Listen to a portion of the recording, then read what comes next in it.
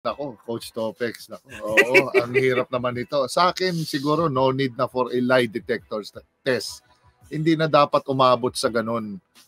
Basta pare, kasi ako lang, ito based lang dun sa, as a coach, no? Nung pumasok tayo, ako sa coach sa college, pareho tayo. Ano ba ang coach, pare?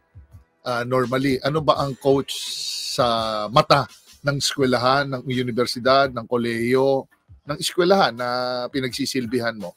Ang unang sinabi sa akin ni Mr. Val Caico, yung ano namin, yung head na pinaka-head namin is, Coach, you also ang tingin namin sa iyo is kino-consider ka namin as a faculty member ng university, school, or college.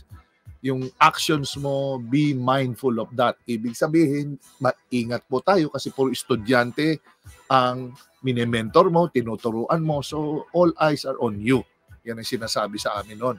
Kaya ingat ka sa mga harassment, ganyan. And also, so yun ang talagang unang sasabihin sa'yo. Ang pangalawa, yung team, yung players mo, lahat ng action yan is a reflection ng character nila.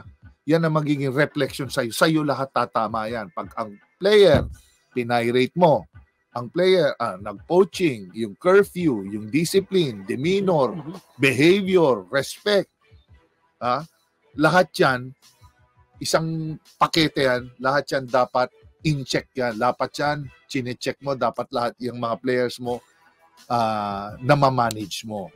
Hindi mo pwedeng, dapat alam mo mga nangyayari because ikaw ang pinaka-head eh. Ikaw ang kumuha sa assistant coaches mo, ikaw ang nag-recruit sa mga bata.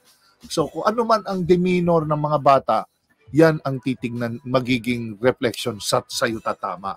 Okay. Parang lumalabas dito, under microscope ka. Wala pang talo at panalo ron. So ngayon, ito, nangyari ng spitting incident. Ngayon, i-verify nila yon. Yung mga both teams, bakit umabot sa ganon? Sa akin, tinitingnan ko din, baka nagkulang din siguro sa mentoring yung bakit umabot ng ganon yung bata. But to a point, nandun pa, dumadaan-daan pa siya sa bench ng UP, hindi ka na lang maglaro, di ba? Minsan, nasa coach kasi tumatama lahat yan eh, na instead na fumocus ka sa laro, tapos si Coach Topex, fumocus din sa laro, bakit merong mga distractions pa na mga nangyayari? Yan ang dapat na siguro magkaroon ng changes sa ganon.